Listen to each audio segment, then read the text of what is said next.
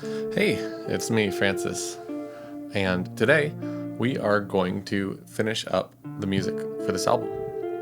Very exciting. First of all, I want to point out the lighting in here. I think it's kind of interesting. I usually record my videos in the middle of the night, and today it's daytime, so you can see that light actually comes in from behind me. And it's not just the sort of dungeon lights that I usually have. So I kind of look weird today. In our last live stream, we mixed the album, and now we have to take those mixed files and put them in order, give them names, and do any additional processing that might be necessary to make them feel like they're all part of the same release. So let's dive in and take a look. Okay, here we are in Reaper. I've got my usual voiceover track. And on my master bus, I have a master limiter with a threshold of minus 0.1 and a limit of minus 0.1. I have this on here because I have a tendency to spook myself when I see little clips happen in my master meter. So that's just to stop that from happening, because I already checked the tracks and they don't clip, and the combination of the tracks in my voiceover in the same session may cause the meter to clip. So that's the only reason for that. Okay, first up, we've got session setup. I've got my tracks right here, 10 tracks. You can just drag them in. I'm going to place them on separate tracks in case I want to add additional processing to individual tracks. And I need to essentially trim silence from the beginning and end of the songs and decide what the track order is. This is just the order I created them in, not the order that they are going to be on the album. So to get started, we can go in and just visually trim them a little bit. I'm just going to use the S key to slice them and just do a general first pass. And we can just delete that stuff and decide which track's first. I think this one has to be first. It's been the sort of theme song for this series, so we'll decide what's next from there. I think the second track here I did make with the intention of it being second. And one of the things that I'm checking here is the way that song sounds with this one next, essentially. And I remember I put those songs in related keys so that they would feel like they transition flawlessly into each other. And I think that feels pretty good. So we can leave that there. And for our third track, this might be a different story. And what I want to do is just listen to a few of these on their own next. That one's good.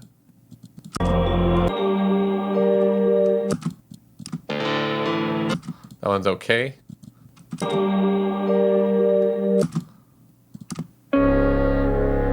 That one's okay.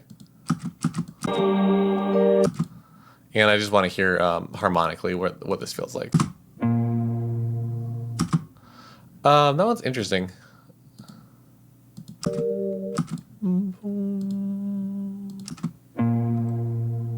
I kind of like this one a lot. I'm going to put the ones that I like on the top. Let's hear this one. I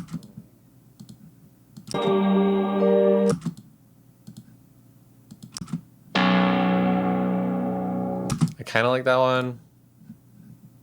I guess I should probably just do this. I don't like that one.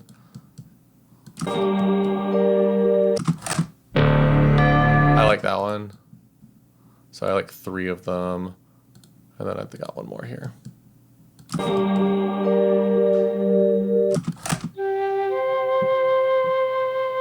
I like that one, but I kind of like this one existing at the end of the album. I've been playing that one last and liking it, so we'll leave that one off the chopping block for now and move these out of the way and start thinking about round 2 of elimination here.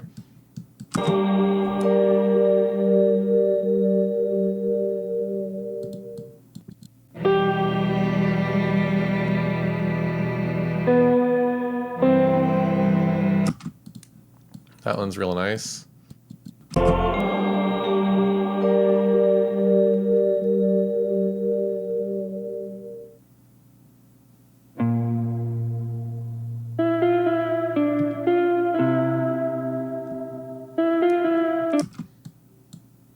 kind of a nice change.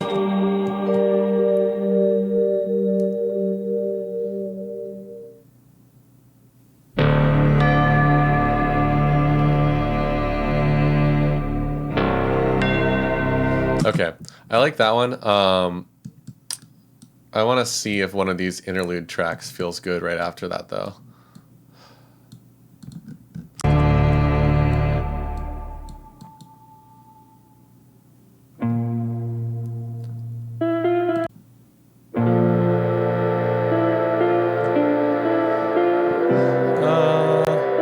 It's kind of cool.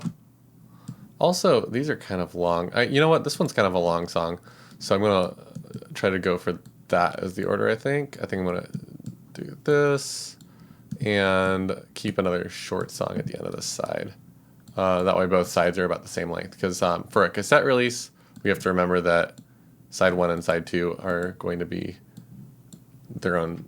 essentially their own pieces of media. So I want to make sure that side 1 isn't like twice as long as side 2. I think this one here.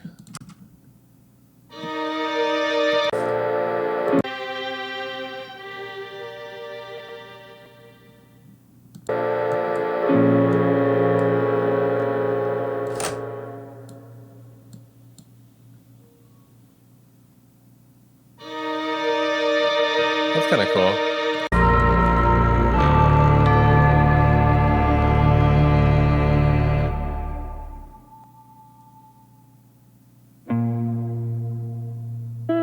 I think I need to listen through this, so bear with me.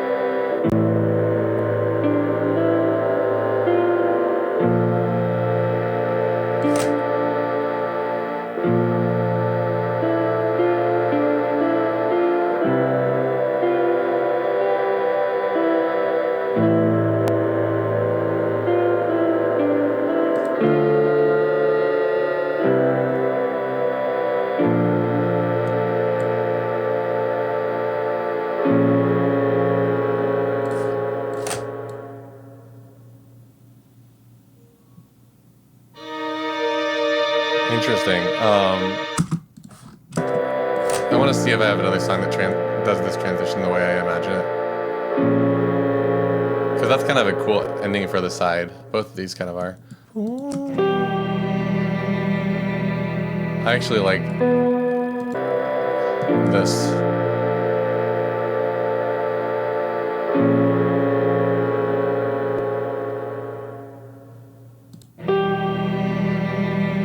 But that would be way too long of a side, I think. That's 18 minutes, and the whole album's like 30 minutes. I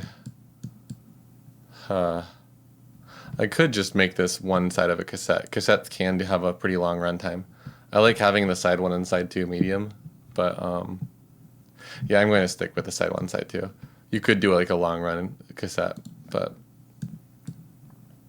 maybe this one will actually work as not the end of the song.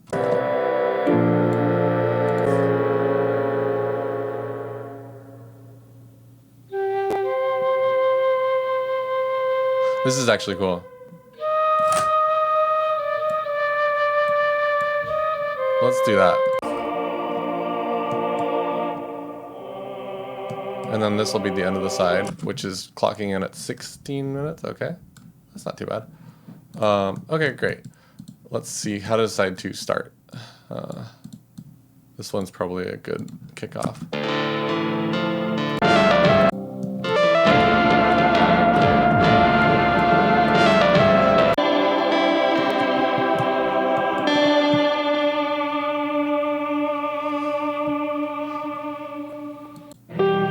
That's actually a great change. Okay.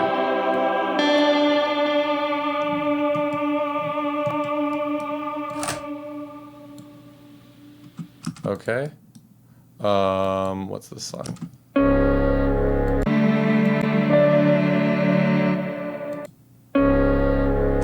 That's pretty good. I like that change. I'll get the spacing of this in a little bit. For now, I'm just making sure I like them harmonically.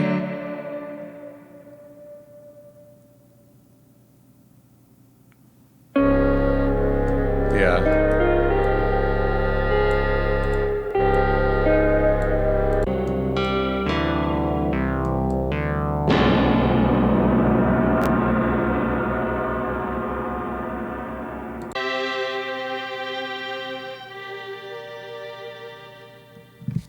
I want to make sure this feels good looping back to the beginning in case people turn the tape back over. Because it kind of has a fade out, which is an interesting way of ending an album, but I kind of like it. Yeah, that actually works. Okay, I think this is my tentative track order then. So now I need to decide exactly how much space I have. In this situation, we will turn our snap off. And that's probably fine, right? That's good. Okay.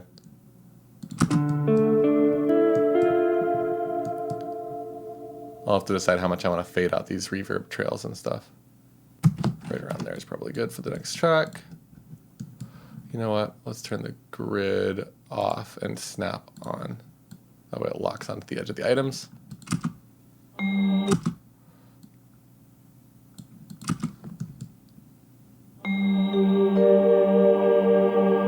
Cool. I like to do this by ear. Some people have like an amount of seconds they like to add between songs.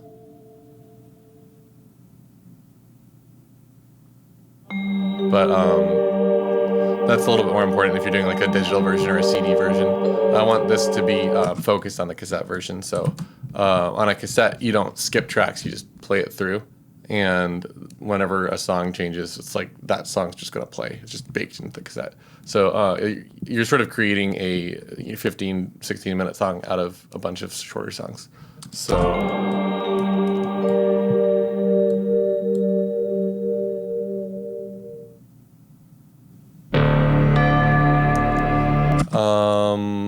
this one like fades weird. I might make this fade a little bit more pronounced here.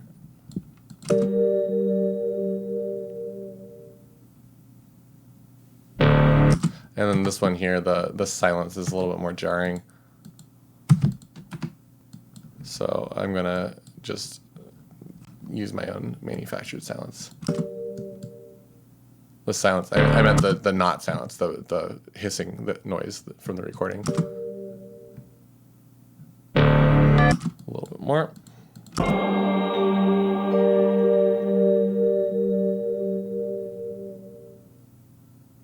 Okay, I like that. Next one.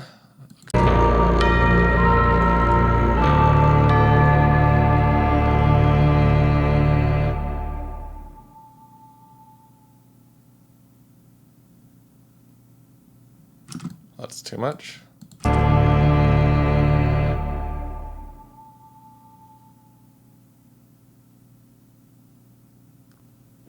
Still too much. Right around here, the tape hiss disappears. That's fine.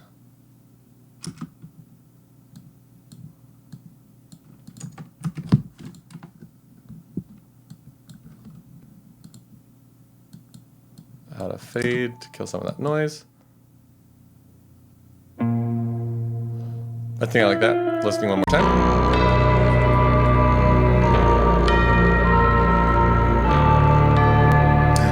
That's a cool sound in this track, the combination of those instruments. Okay, that works. These two are going to kind of feel like their own individual track.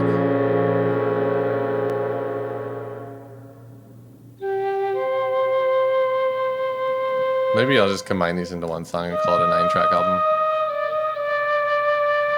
Yeah, I actually like the separation. It's not a big deal.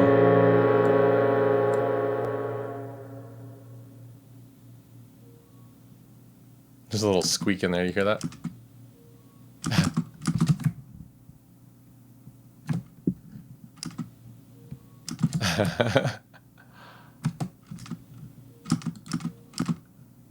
I'm going to add a little fade up to that point.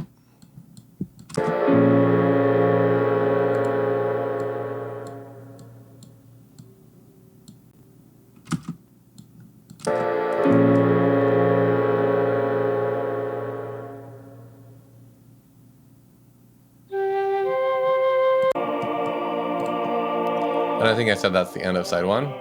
So we can add a manufactured sounds between these and have it as long as we want.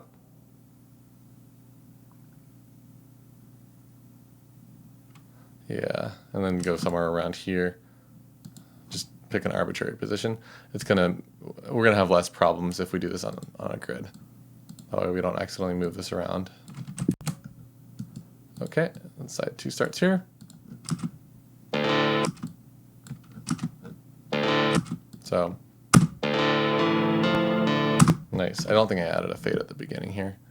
And it's good to do that as a habit. Cool. That's funny.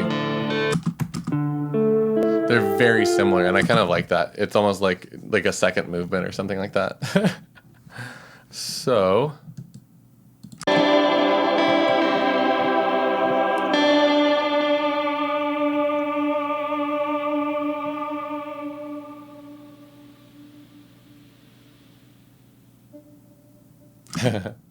keep adding these little squeaks. A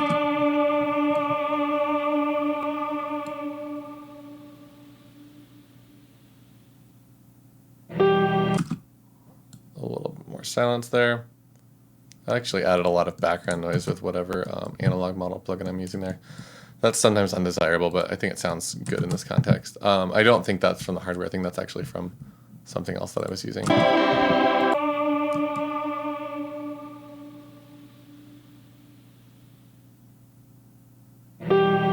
Okay, I like that a lot.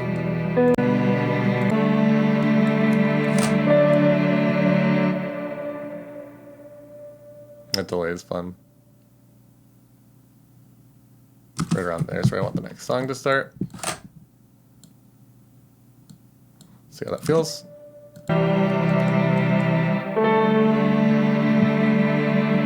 And while I'm doing this, I'm trying to think of names for these tracks. This is usually I name the songs before I start them and change the names later if it becomes appropriate to. And in this case, I actually just did it music first. This is like atypical for me. On the streams, we talked about making it sort of like a southwestern dungeon, like spaghetti western dungeon synth. Some of the songs have this like Ennio Morricone vibe to them that was unintentional, but I like it and I'm leaning into it. So adding a little fade there, trim. Okay, let's hear that.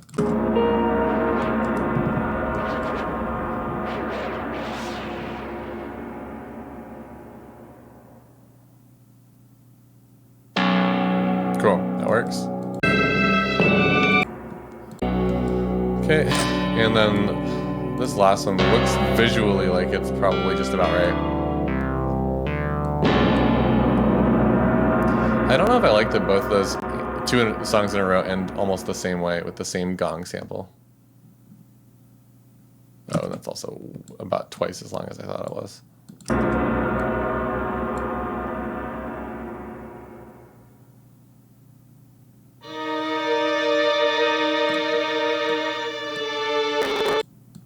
A little more space. Okay.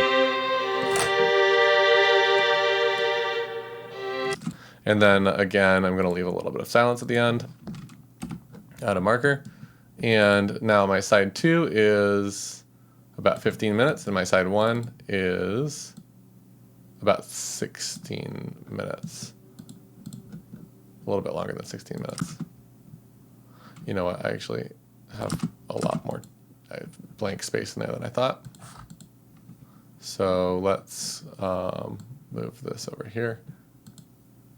Make a start marker. Yeah, 16th. Sure. Okay. Nice. Okay. At this point, this is what my project looks like. It's a stack of stuff. Let's make it all aesthetically pleasing and Southwestern themed.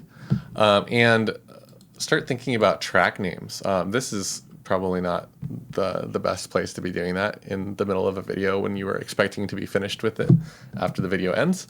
But so be it. Here we are. Another thing I'm doing is looking at the waveforms and trying to see like visually if some of the parts look like they're way too loud or way too quiet. I'm noticing that this spot seems really loud, this spot seems really loud, and some of this one seems pretty loud. And I want to make sure those should feel like the loudest parts of the album. So this one here, that deserves to be loud. That deserves to be loud. And up here, this one seems loud.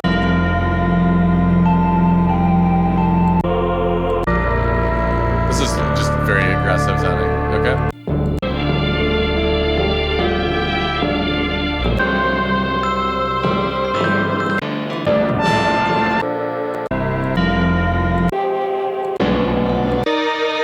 Okay, I think this all feels pretty good. It doesn't really need additional processing. I try to get my like mastering processing involved in my mix phase as much as I can, because when you're mastering your own album, it's not really different from mixing. It's mastering's just top-down mixing at that point when you're talking about the processing part of it. So in the context of this release, mastering it is it shouldn't need to change. I'm still the person hearing it.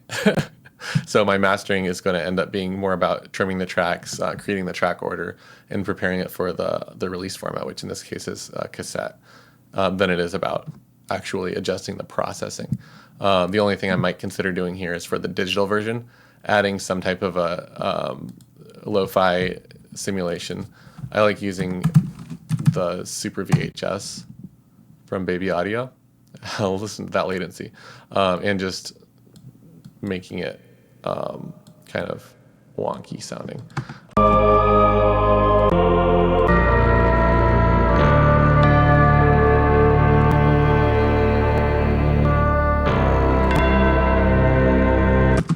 Just making it sound a little bit more like it's on a tape. There's a better cassette sim from Goodhertz, but it's not something that I've purchased at this point. So maybe one of these companies will give me a sponsorship. That would be cool. Sponsored by cassette simulation plugins. So we need to come up with track names. To do that, one method that's pretty useful is essentially writing a story, coming up with what happens in your narrative, especially for instrumental music. It's pretty easy to name vocal songs because the lyrics usually contain the perfect track name or something very close to it. You know, like you think of a song like "Somebody to Love" by Queen, and it's like you write that song, you write those lyrics, and like what else could you call that song? Like, Can Anyone Find Me? Or like just Love, or Somebody. Like you call that song "Somebody to Love," and it's easy to name because there's a clear narrative attached to it.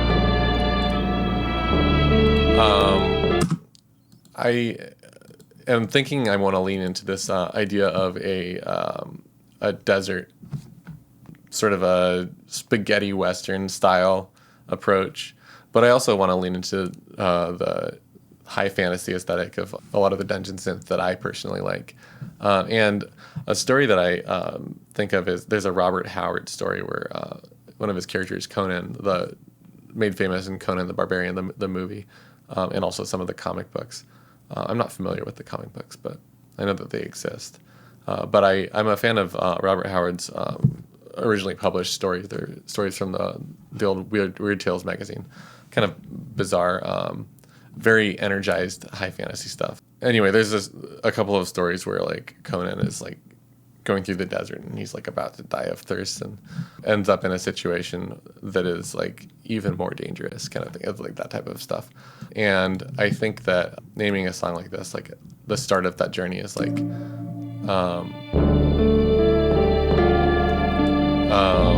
something about like a mirage or a march to the mirage. I'll call that for now and come back to it if I need to. And I think it's a good habit to just write things down as you think of them. I generally use a pen and a piece of paper when I'm not working on a stream or on a video. In this case, I want to show my process, so I'm breaking that rule. But if you write stuff in pen, then when you change it, you have to cross it out, and that lets you remember what you had before in the very common instance where it's better than the thing you change it to. So in this case, I'll try to do my best to keep track of that. Maybe I'll use markers and other tools to make sure that doesn't happen.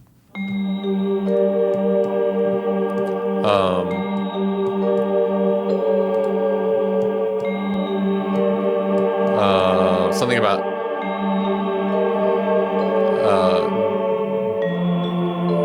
this is the mirage. That's not a good title, but I'll write it. And I think that's also important. If you have an idea that is sort of what the song's about or what the piece of the story is about, just writing it down can help you come back to it later and not worry about focusing on finishing that one piece of it right now. So next up, we've got, this is like the desert stronghold. Gates of the desert stronghold. Deserted. Actually, I like that. At the gates of the deserted stronghold. So that's like, this is what I call like heavy metal SEO. Your search engine optimization. Name your songs, stuff that people that might like it search for. I don't think At the Gates fans would necessarily be interested in Dungeon Synth most of the time, but I love the band. And if one At the Gates fan finds a song that's called this because they were searching for At the Gates, I would be very stoked. Especially if they ended up finding this video and commenting on it and being like, hey, I found your music because I was searching for At the Gates, and you named a song At the Gates of the Deserted Stronghold, and I thought it was a cool song. Like, yeah. Playing out my fantasies. What if members of At the Gates found this and liked it? It's like the happiest metal band.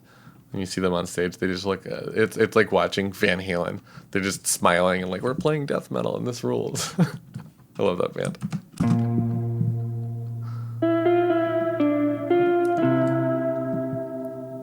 This is like respite. Or maybe like a spell.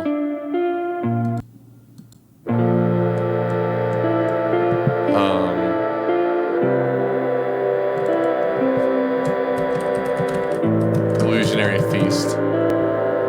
There's always an illusionary feast in these types of stories, right?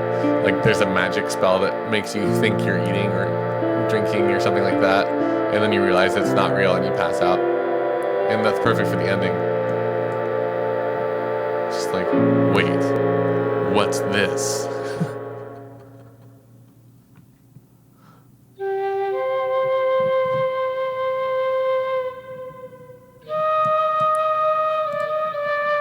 This is like when you wake up in the dungeon or in the I don't know, like the catacombs or something like that. It's like you're just like in a daze.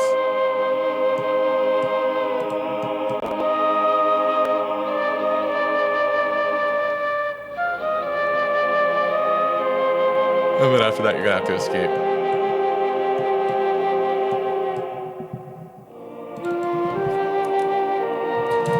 Dreaming beneath the sand. Just like, you know, if it's a dungeon in a desert stronghold, you're underneath the sand. It's the dream sequence. Okay. Once we finish these, we'll come back and try to make the names cooler.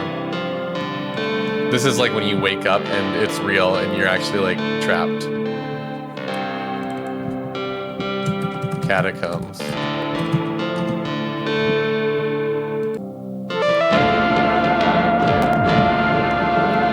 Maybe this is like escaping from the catacombs or something.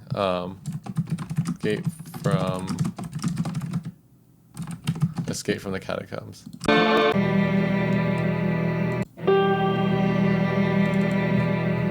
Memories of, I don't know, memories of something. This is like the nostalgia track, right? It feels like, just name it Memories of Nostalgia. Memories of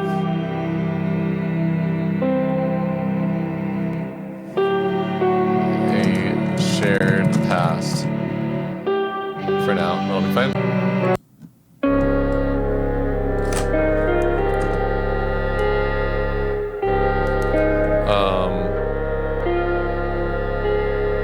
The journey. I feel like this is like the journey home. I think I've probably released a song called that before, though. The long trail. Or the long road. For now.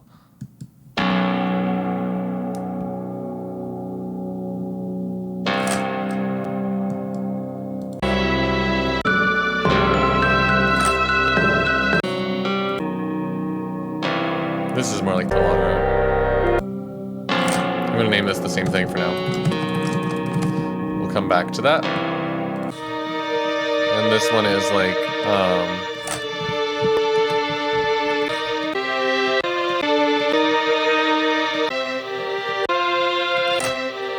this is this just strings.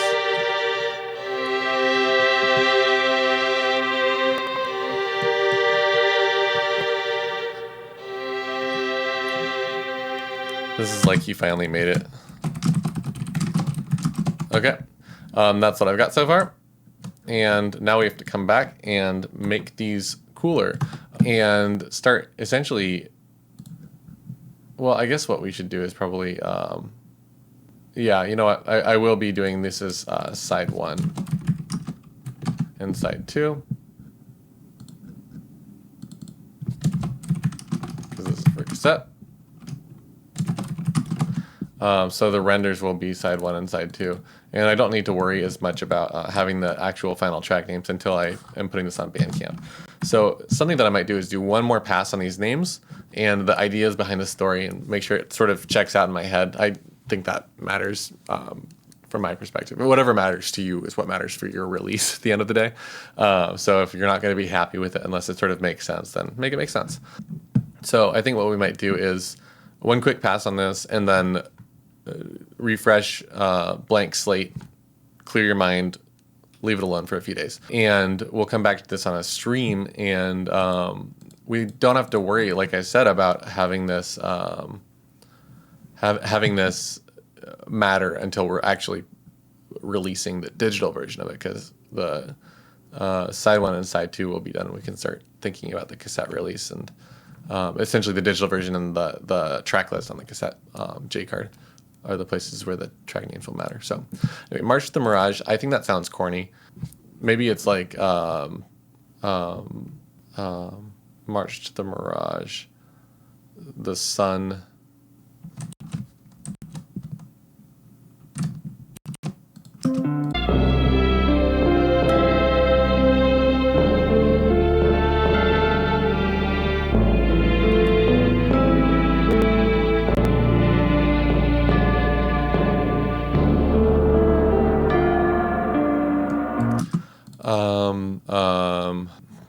Something, the dunes, melting in the dunes.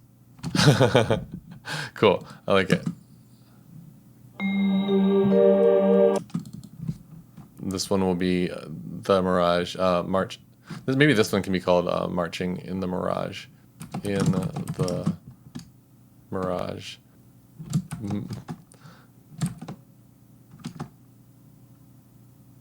What if it's just called Mirage? Let's call it Mirage. I like that. At the Gates of the Deserted Stronghold is like now, I love that. That's like the name of the album, right? That's like super cool. Illusory Feast is a cool name. Dreams, dreaming beneath the sand. I feel like beneath the sand is kind of corny.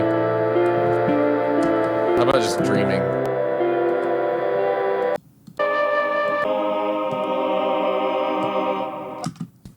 How about asleep?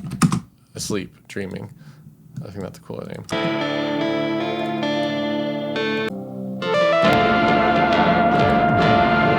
This is like Madness in the Catacombs. Madness in the Catacombs. Memories of a shared past is kind of cool. I like the idea that there's like undead inside of the catacombs, and you like experience their experiences, something like that. The Long Road.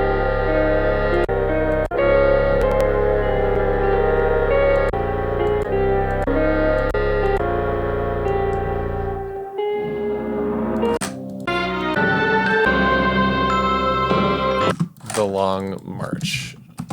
And this one's going to be like awake again. Awake again. And then we're not going to call this You Finally Made It. Let's call this Green. I'm just imagining seeing the end of the desert. Rain.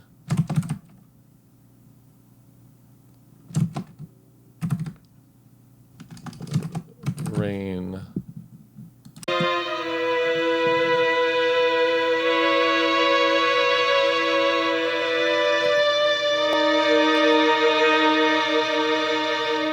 Yeah, let's just call that rain, like finally. It's almost like amazing. Okay, and because I like the processing on this, these are actually already ready to go. And when you're preparing for a cassette release, you can really just prepare a side 1 and a side 2. That's all you need to do. You don't need to decide where your tracks start and end. That'll need to happen for for Bandcamp, stuff like that. But in this case, we'll just call it Deserted Stronghold side 1. And I'm going to leave it 48 kilohertz, 24-bit, and add that to render queue, and then Deserted Stronghold side 2. And then we can open the render queue and start the render. And that's essentially all there is to this step. It's kind of a weird step to have. I usually don't end up here, like I said. I generally name my tracks as I go, and I realized about halfway through this project that I was just making music, and it was kind of fun. It was a nice change, but I don't know if I'll aim for this approach again in the future. I generally like having the track name before I start, and it helps inspire the music. In this case, the reason that I did it this way is because I made all the songs in one long session like you saw. So here we are. I think I'm generally happy with those track names, and we'll reevaluate them on a live stream soon. Thanks for watching, and I look forward to releasing this. I'll see you next time.